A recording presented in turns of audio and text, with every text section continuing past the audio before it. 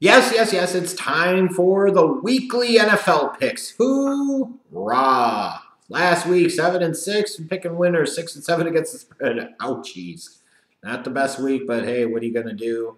Lots of close finishes, close games, da. Happens. So let's hope I can do better in week 12. We're going to kick it off with the Thanksgiving Day games. Oh, baby. You kick off with my Bears coming on a very quick turnaround from that Sunday night primetime game at home against the Vikings, having to go to Detroit.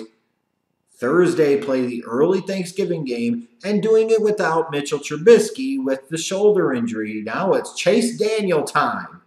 Yeah! The Bears somehow are still favored by 2, even with their backup quarterback coming off of the short week. Feels like one of those things where maybe Vegas is trying to tell you something. I don't know. I look at this game and I say, if the Bears can win this game, that speaks really, really well for them. Having to change quarterbacks on a short week, having a short week in and of itself, that's really, really tough. I got to show some faith in my guys. I'm going to pick the Bears to win minus the 2. I'll be stunned if they win, and I'll be incredibly tickled and pleased if they do. The middle game on Thanksgiving, the Redskins with Colt McCoy traveled to Dallas to take on Dak and the Cowboys.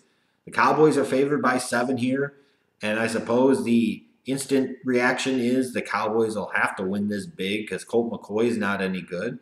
Yeah, but the Redskins were in position late to have a chance to win that game on Sunday after Alex Smith went out, so he wasn't that bad.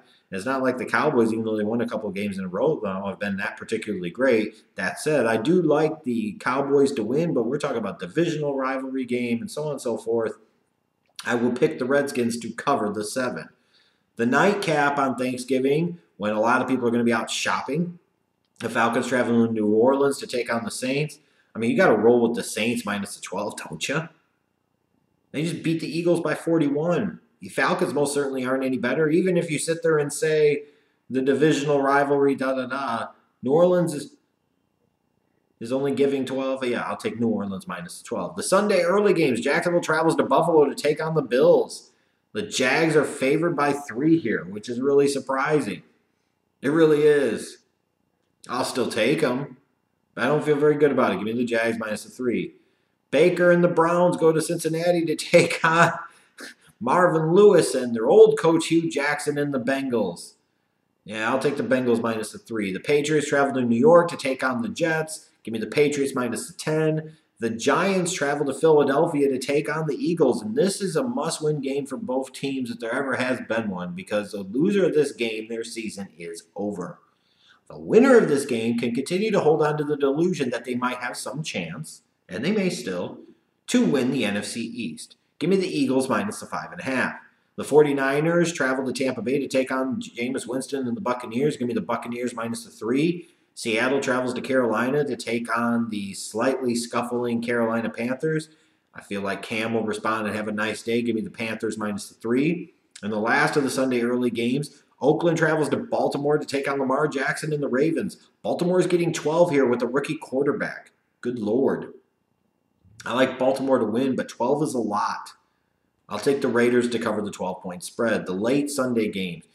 Arizona traveling to LA to take on the Chargers in what is a neutral site game at very best. Give me the Chargers minus the 13.5, especially coming off of last week's loss. They're going to be pissed.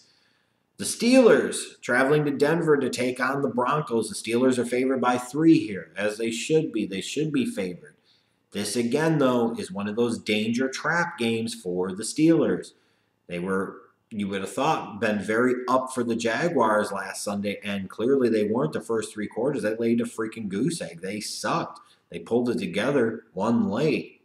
And you have so many things, you're like, hey, they just got revenge on the Jaguars. They beat a bad team on the road, which has been a faux pas for them in recent years. It's been a major issue. They'll be able to handle the Broncos. In the words of Lee Corso, not so fast. This is exactly the type of game in the Tomlin era that the Steelers have traditionally lost time after time after time. And I'm going to stick to that history until proven otherwise. Give me the Broncos to win plus the 3. And then you got the Dolphins traveling to Indy to take on the Colts. The Colts are given 9 here. That's a big spread representative of people not really buying into the Dolphins, plus the Colts being hot, playing at home. I do like the Colts to win. I do like Miami, however, to cover the 9. Sunday night, Packers travel to Minnesota to take on the Vikings. The Packers are on the road. Pick Minnesota and don't worry about it. Give me Minnesota minus the 3. And then Monday night, you've got the Tennessee Titans traveling to Houston to take on the Texans. It's a big AFC South game. Give me the Houston Texans minus the 7. Yeah! So I hope everybody has a great Thanksgiving and is able to sit there and eat a bunch of fattening food and get fucking baked off a tryptophan or whatever the fuck you're consuming and is able to enjoy some great football. And let's hope Week 12 is a great week, damn it.